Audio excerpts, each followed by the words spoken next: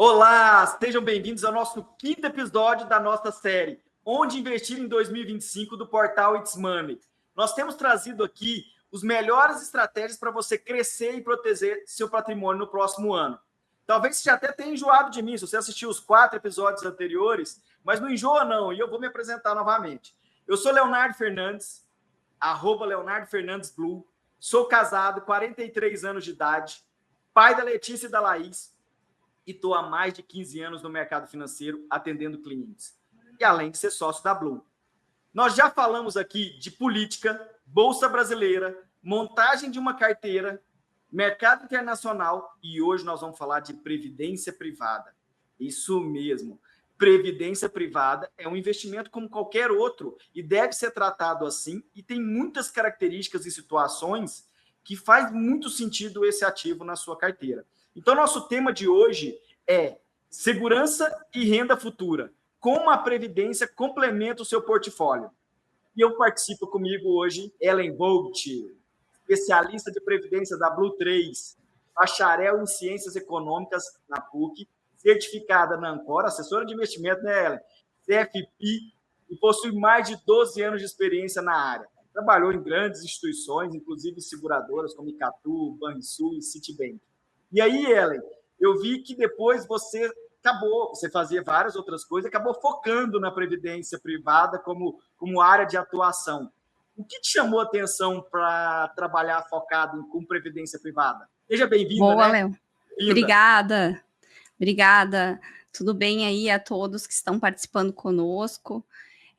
Como o Léo falou, eu trabalhei bastante em seguradora, né? Comecei a carreira praticamente ali na Icatu Seguros, trabalhei por 7 anos lá, e na época eu era especialista tanto em seguros como previdência, e acabei gostando muito mais da previdência, porque eu vejo que previdência é algo que faz diferença na vida das pessoas, né? Muitas pessoas têm o patrimônio inteiro concentrado em previdência, é algo que foi construído durante a vida toda, todo mês ali aportando um pouquinho até construir aquele patrimônio. Então, a gente precisa realmente cuidar com muito cuidado, ter zelo ali com esse recurso do cliente. E é por isso que eu acabei focando mais nessa parte de previdência, né? O que mais me atraiu aí foi essa importância que ela tem hoje para as famílias mesmo no Brasil, né? As pessoas vão juntando esse dinheirinho, né, Ellen, muito focada nessa aposentadoria para ter tranquilidade. É um dinheiro suado, né? Dá trabalho juntar esse danado, né? É isso. Exato. E aí, Ellen, isso é muito interessante, porque quando a gente fala de aposentadoria, né, de acumular recurso para o restante da vida lá na frente, é muito comum a gente lembrar do INSS, né, a nossa aposentadoria via governo. Só que eu mesmo já vi mudar essa regra umas 2 vezes, e provavelmente até chegar a minha vez, eu ainda vou ver mais algumas mudanças. Como é que estão essas regras? Como é que está parametrizado as regras dessa aposentadoria hoje? E por que talvez a gente não deveria colocar todos os ovos nessa mesma cesta e confiar tão cegamente nesse produto do INSS? Exato. Então, Léo, essa é a dúvida aí acredito que muitos dos nossos participantes aí, né? Porque realmente é algo que a gente vê que sempre muda. Agora, em 2019, a gente teve a última reforma da Previdência, que tiveram algumas alterações, e sempre quando tem alguma alteração, a gente vê que as pessoas, elas adiam o sonho da aposentadoria. Porque aí a conta não fecha, precisa fazer ajuste, então vou ter que me aposentar mais tarde, vou ter que receber menos, e aí tudo isso acontece. Eu trouxe aqui alguns dados para a gente falar aí do problema do INSS, até para conscientizar todo mundo disso e da importância que a gente tem de montar o nosso próprio patrimônio, fazer os nossos investimentos pensando aí na nossa aposentadoria. Então, uma das coisas que é o problema hoje do INSS é a questão de que a gente tem menos crianças nascendo, e aí a gente tem hoje, né, e isso assim, em 1960, a gente tinha um número de filhos aí de 6,3 por família, E hoje, 2020, isso, né, 1,5, e a previsão é que a gente fique nesse patamar aí até 2050. Então, são menos pessoas nascendo, o que faz com que a nossa população ela fique muito mais envelhecida. A gente tem muito mais idosos para poucos jovens, e aí a conta da Previdência ela começa a ficar um pouco mais difícil de fechar, Ô, porque são Ellen, menos. isso não é uma realidade Brasil, isso é uma realidade do mundo e, consequentemente, países desenvolvidos, por exemplo, já passaram por essa situação que a gente está passando agora, né? Ou seja, não E é uma novidade. a situação deles é mais grave ainda, né?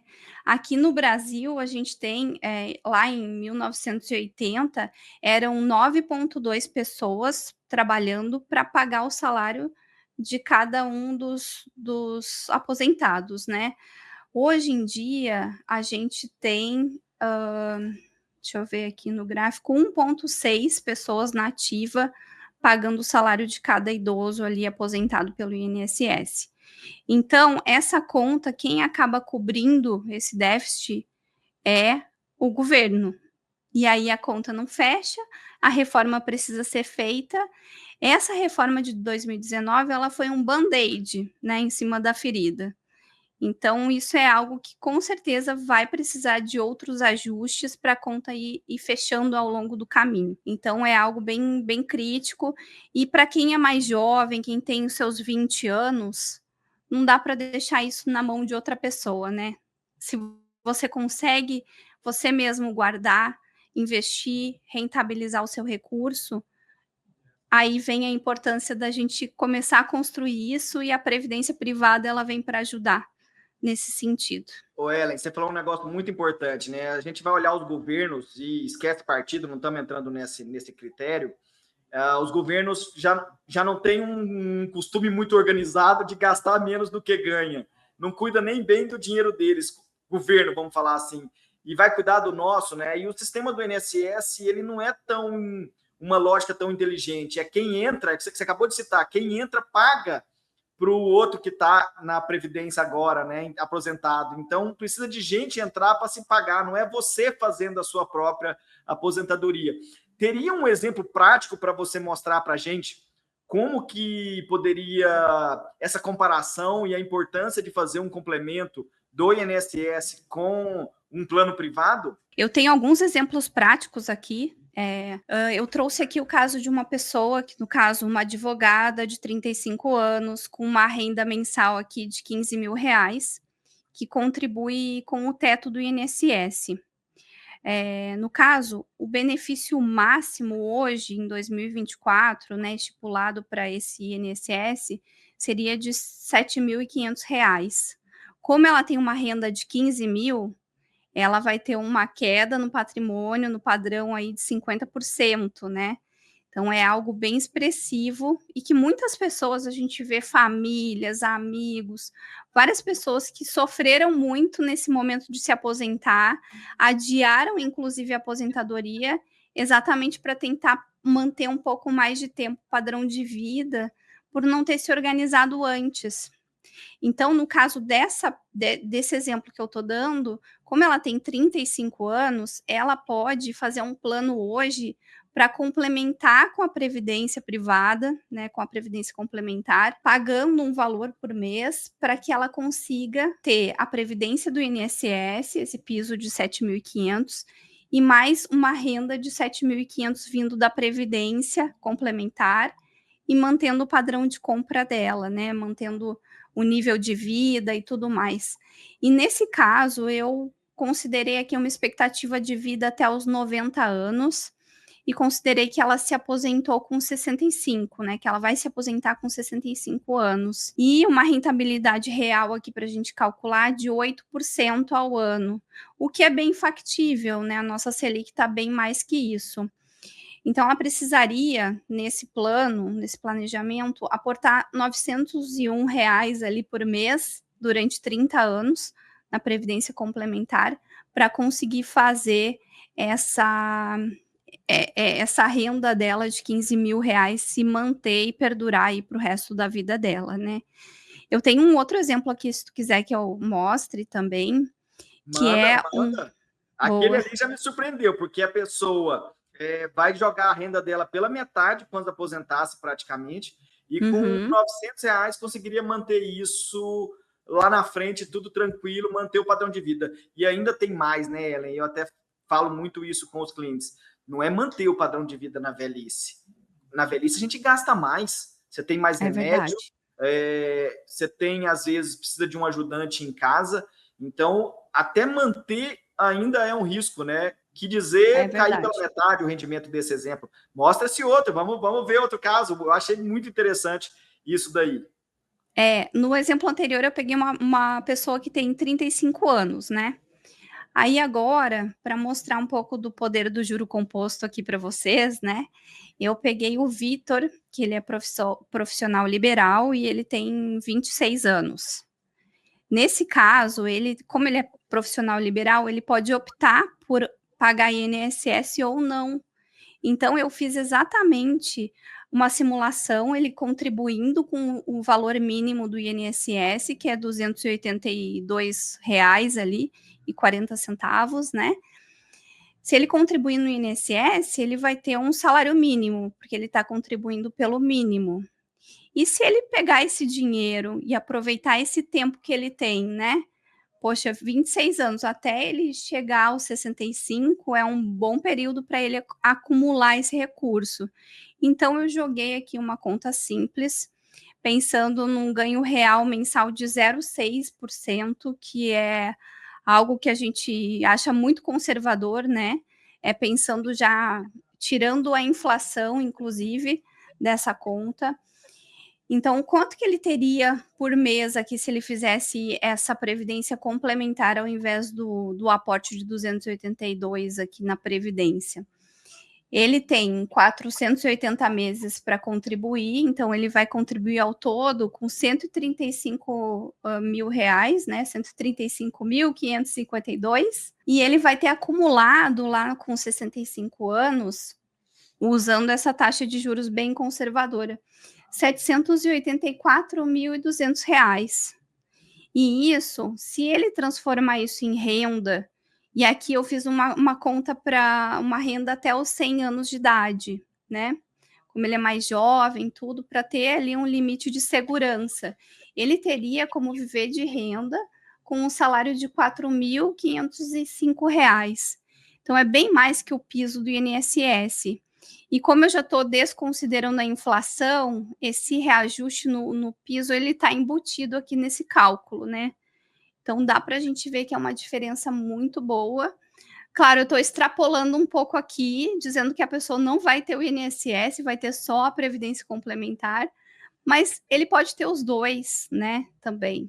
Mas com o mesmo valor que seria pago para o INSS, fazendo ele próprio, ele tem 3 vezes o valor de renda lá na frente, né? E o Vitor tem o tempo a favor dele, né? Com 26 anos, tem tempo aí para frente, o tempo ajuda bastante. Mais um motivo de olhar isso com carinho para começar o quanto antes. Então, 2025 está aí, fazer planejamento e tudo mais. Essa é uma discussão pertinente. Precisamos planejar nosso investimento, nossa aposentadoria lá na frente. Previdência privada é um bom produto, você mostrou isso pelo poder de acúmulo e do juro composto, mas previdência privada, como muitas vezes no mercado financeiro, tem aquela sopa de letrinhas, né? PGBL, VGBL, tem características de tributação regressiva, progressiva.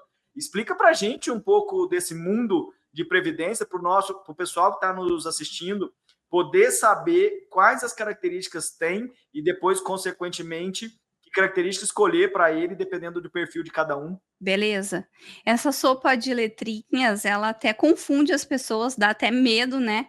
Esse nome ali, PGBL, VGBL, o pessoal tem bastante medo. Mas o nome não é amigável, mas o produto é sim, e a questão fiscal, como tu mesmo comentou, é algo que faz bastante diferença, né? Eu vou mostrar aqui algumas coisas para vocês para exemplificar isso. Vamos lá. Tem algumas diferenças entre PGBL e VGBL, tem algumas semelhanças também. Então, a primeira coisa, quando você decidir fazer um plano de previdência, é escolher qual tipo que vai ajustar melhor para o teu perfil. Então, tem o PGBL, que ele vai te dar dedução fiscal no imposto de renda.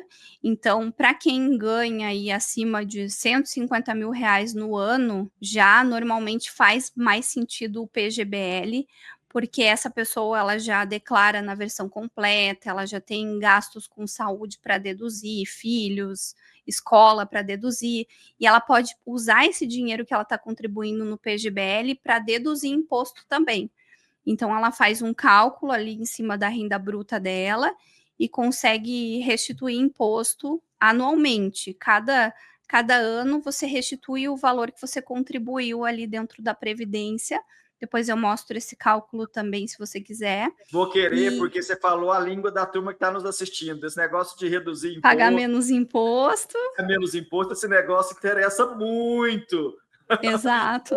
Pode guardar aí que a gente vai mostrar sim. E aí, assim como tem a dedução de imposto lá todo ano, que você vai conseguir no imposto de renda, quando resgatar, vai pagar imposto sobre tudo, não vai ter choro, né? Sobre o valor que você aportou e mais sobre o rendimento. E essa é a grande diferença do VGBL para o PGBL. O VGBL não te dá dedução fiscal, mas também quando ele te cobrar o imposto vai ser só sobre o rendimento, não vai ser sobre o valor total, tá? Essas são as principais diferenças aqui que eu diria, assim, dos dois planos, né? E as semelhanças, eles têm esses dois tipos de tributação que o Leonardo tinha falado, que é a progressiva e a regressiva, depois explico melhor também. Os dois, eles não entram em inventário, então é um ponto que também muitas pessoas utilizam isso como um instrumento de sucessão, né? Por mais que, assim, alguns estados cobrem ITCMD sobre previdência, outros não, o fato de não entrar em inventário é uma regra do produto. Então, acaba ajudando nesse momento também de sucessão por esse...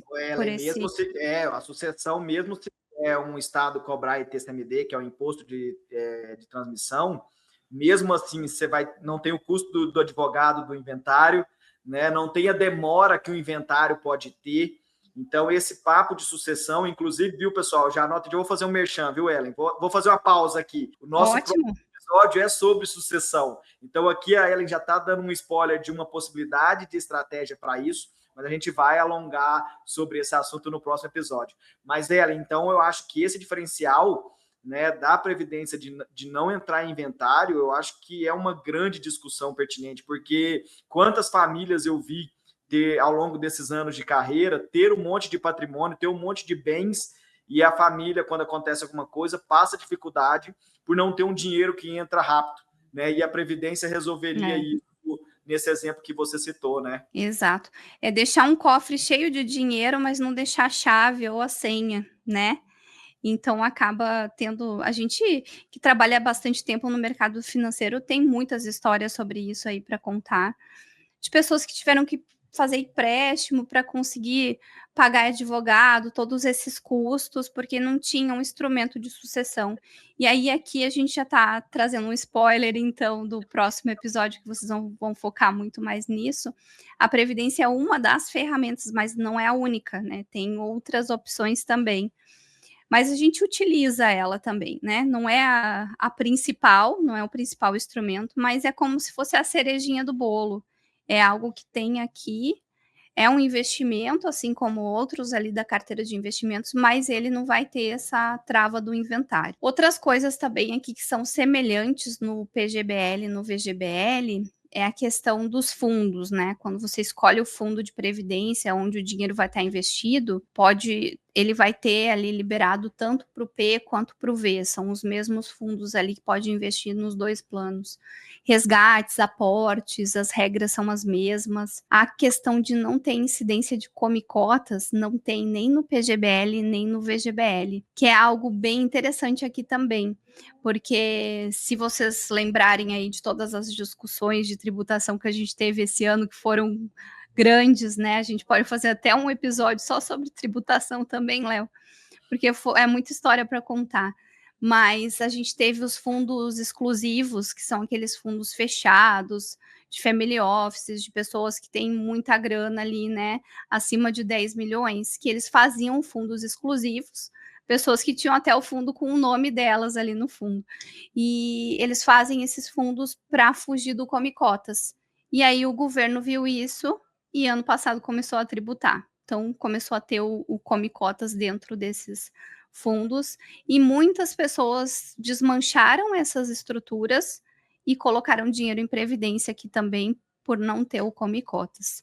Acho que é legal a gente explicar o que é Come Cotas, né, Léo? Pode reforçar o que é o Come Cotas, que eu acho que para a turma que estiver nos assistindo, reforçar isso, por favor. E quem vê ainda em novembro já pode ver empiricamente, se tiver fundo de investimento ali na conta, você vai ver que a cota vai diminuir, porque o governo, ele mesmo, você não resgatando o fundo de investimento, sempre em maio, em novembro, ele vai lá e resgata a parte do imposto. Então, ele já faz o recolhimento de imposto de 6 em 6 meses ali nos fundos. O fundo de investimento normal, você tem uma antecipação de pagamento de imposto, mesmo sem resgatar o produto, né, Ellen? E você fez contas agorinha para a gente ali de poder do juro composto, esse pedacinho mordido a cada 6 meses faz diferença lá na frente. Se você aplicar o mesmo valor num fundo de investimento normal e num fundo de previdência que não tem Come Cotas,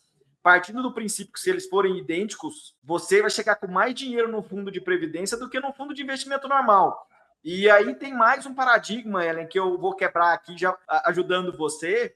Foi-se o tempo, se você ainda está nesse tempo, esquece que os fundos de previdência não eram bons. Muito pelo contrário, há bastante tempo, os produtos que a gente investe a previdência privada são de qualidade muito semelhante aos produtos que tem fora da previdência. Eu acho que isso é um paradigma que ainda às vezes, Ellen, eu ouço, mas previdência não rende nada. Então é porque seu fundo que você está investindo é ruim, porque hoje tem uma infinidade de produtos de qualidade dentro do mercado de previdência para isso não ser mais uma regra. Não é verdade? Exato, Léo. Muito bom que tu tocou nesse assunto, porque quando eu faço reuniões com os clientes, eles falam, mas por que eu vou investir em previdência? Previdência não é um bom investimento, me falaram isso, e aí a pessoa está realmente vivendo no passado, né? Tiveram grandes alterações na legislação de previdência, porque assim, anteriormente, lá nos anos 2000, enfim, até 2010, os fundos de previdência eles eram muito travados, porque a SUSEP ela não permitia que os gestores fizessem as mesmas estratégias que eles tinham ali nos produtos carro-chefe da casa, que eles conseguissem replicar na previdência. E isso foi mudando aos poucos, foram várias alterações ali de legislação, e também as próprias gestoras começaram a se interessar mais por fundo de previdência, porque é um passivo mais resiliente, ou seja, a pessoa não resgata tanto previdência, né? É algo que ela já faz pensando no futuro. Então, a gente começou a ter uma gama de produtos mais interessantes que as gestoras começaram a oferecer. E em 2019, eu acho que foi um marco muito grande, que foi quando a gente conseguiu ter várias coisas diferenciadas. A gente conseguiu ter fundo de previdência exclusivo para investidor qualificado, com 100% ações, com um limite bem mais interessante de ativos que podia investir no exterior. Hoje a gente tem previdência até de criptomoedas, Léo. Então tem para todos os gostos. Olha para você ver o quanto mudou e o quanto evoluiu, né, essa indústria. E você já até eu já ia te apertar sobre os tipos de fundos que tem, como que é isso. Então já vou aproveitar e emendar aqui então. Partindo dessa leitura que previdência privada a gente deveria tratar como um investimento como qualquer outro, cuidar dele direitinho, saber as regras. Aproveitando esses tipos de fundos que você acabou de comentar, o que você diria para quem vai começar a fazer investimento em previdência privada agora, esse perfil do investimento, como que a gente poderia dar umas dicas para o nosso participante aqui que está assistindo a gente, sobre esse tipo de estratégia a seguir e etc. Excelente, Léo. Acho que as pessoas têm bastante dúvida sobre isso, né? Muito bom a gente esclarecer.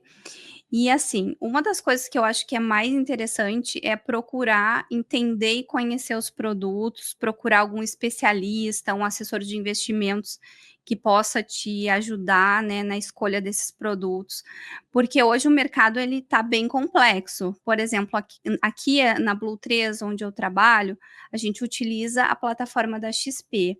Hoje a plataforma da XP ela é a maior em previdência do mercado e a gente tem mais de 300 fundos. Então é um trabalho bem árduo aí para conseguir mapear quais são os principais, quais os PLs maiores ali, o patrimônio do fundo, né? Precisa ser relevante para a gente considerar colocar os nossos clientes nele. Então a gente faz vários filtros para encontrar esses produtos para cada perfil. E além de fazer um filtro macro, né, de fazer uma análise aqui mais na área de alocação, a gente tem toda uma entrevista que faz com o cliente para entender qual que é o perfil dele, se ele aguenta risco, se não aguenta, se ele é mais conservador. Então a gente faz algo bem customizado mesmo, conforme a necessidade do cliente. E mostrando, né, que não existe muito almoço grátis, que nem a gente gosta de falar aqui no mercado. Se você quer mais rendimento, vai correr mais risco. E aí tem que ter uma tolerância por um prazo maior de tempo para esperar esse fundo, essa carteira de previdência maturar.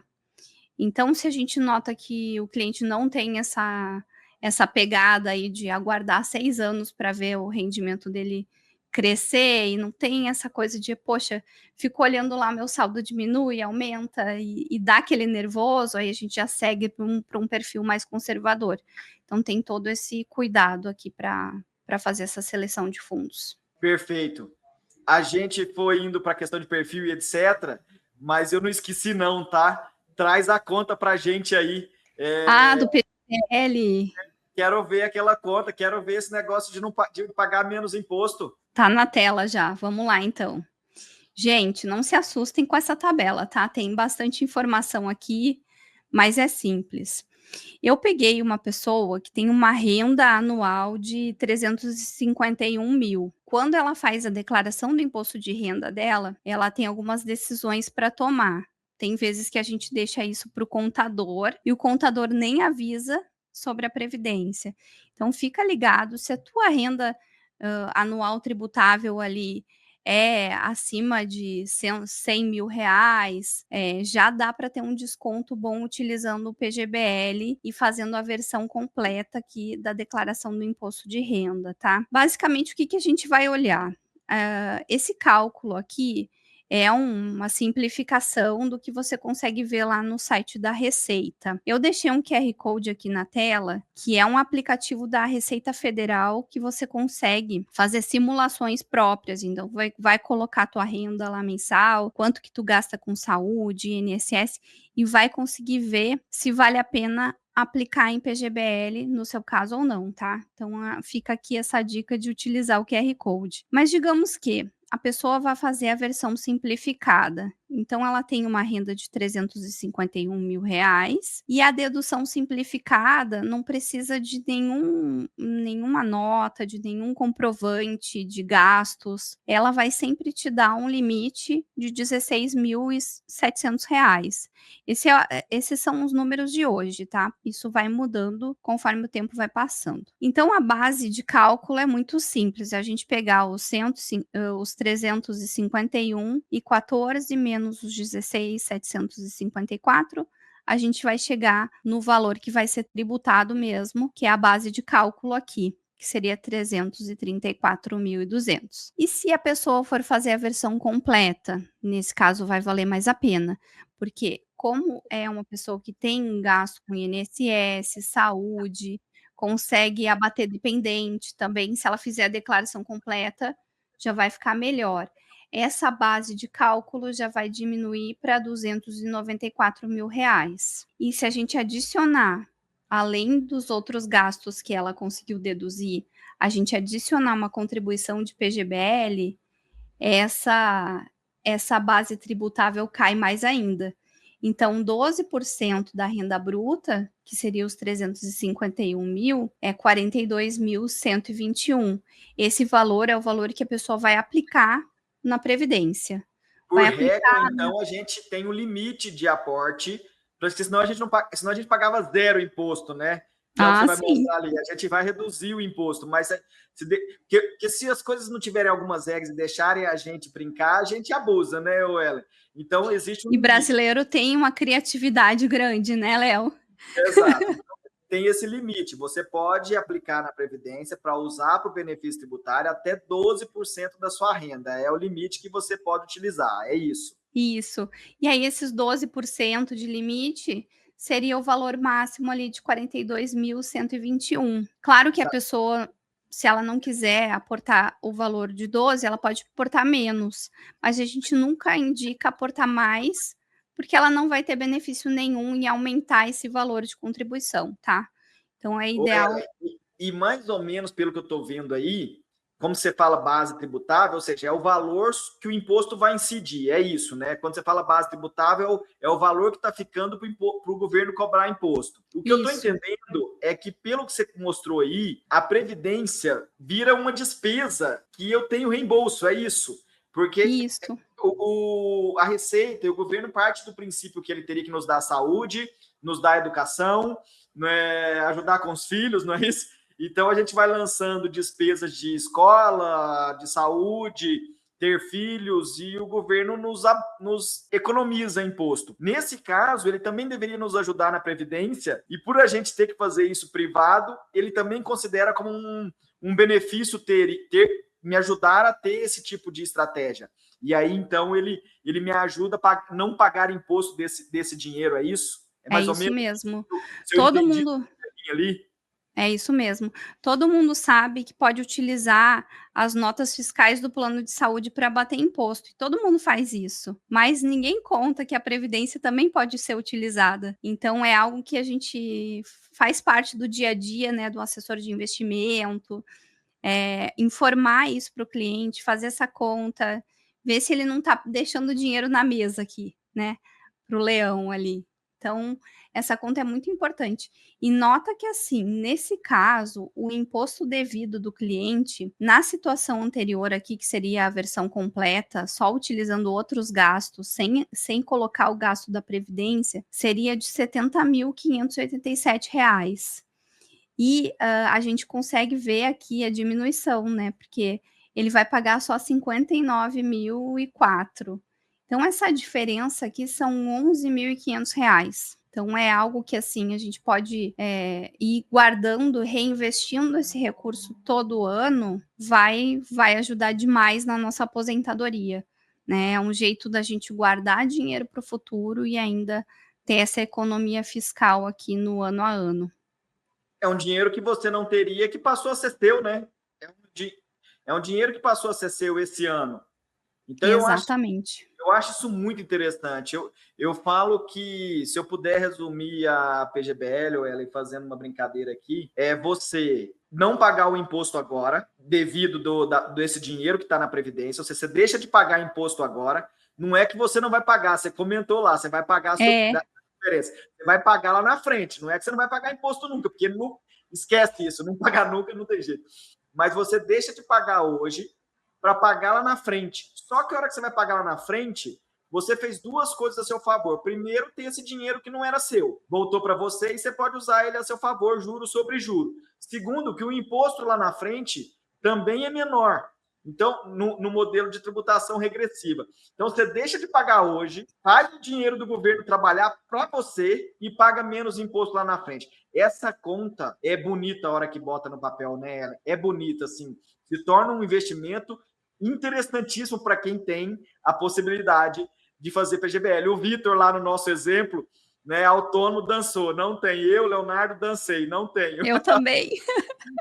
Dancei, que a gente tributa na PJ, né? Importante, tem que ter essa tributação na pessoa física. E para utilizar o benefício do PGBL, você também tem que pagar o INSS.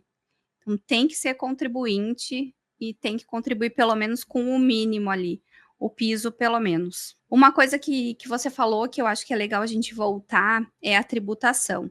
Porque a gente tem duas formas, que a gente já tinha falado lá na frente, né? Que é a regressiva e a progressiva.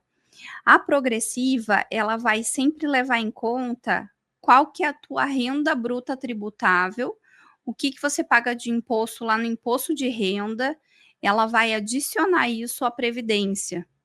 Então, é algo que, assim, ela vai ser uma renda a renda que você vai ter na previdência privada, ela vai ser tributável igual é o seu salário.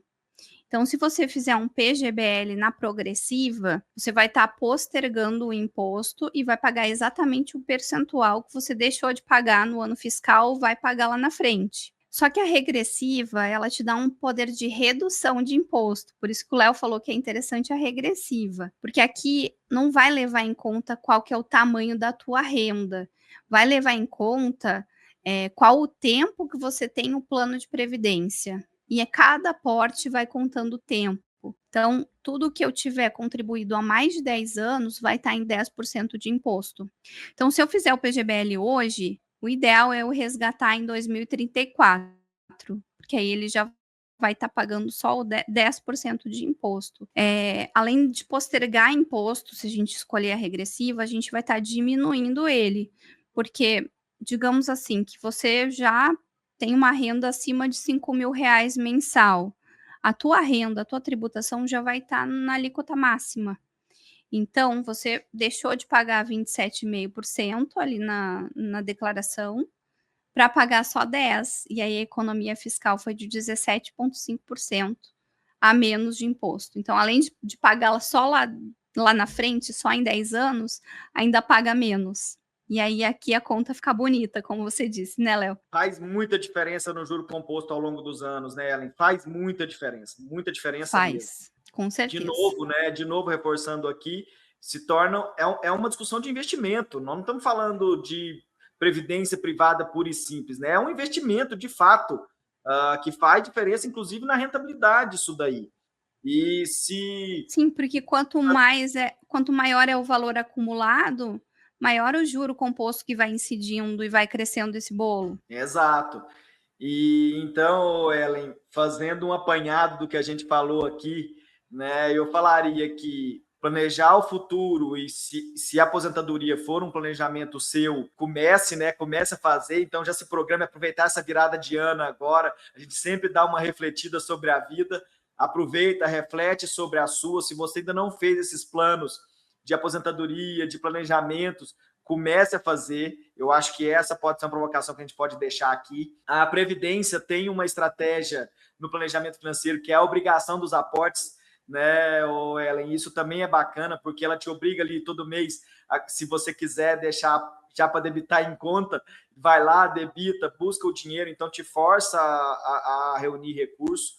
A gente tem ferramentas tributárias sucessórias no produto Previdência, que eu acho que vale a gente reforçar, né? Além disso, virar um investimento interessante como qualquer outro. Eu reforçaria isso e ainda a possibilidade de você usar os diferentes perfis, né, que você comentou, de ter até ativos de criptomoeda. Então, eu acho que essa estratégia cabe para 2025 muito bem, que é o nosso foco de começar a avaliar se vale para você e fazer sim uma previdência privada. Agora, se for PGBL, viu, Ellen? Se for PGBL, se tem possibilidade de PGBL, ainda está em tempo, né? Porque você tem até o final do ano de fazer o pagamento, o aporte na Previdência para contabilizar para a declaração. Então, vale para 2025, mas ainda está valendo para 2024 também, né?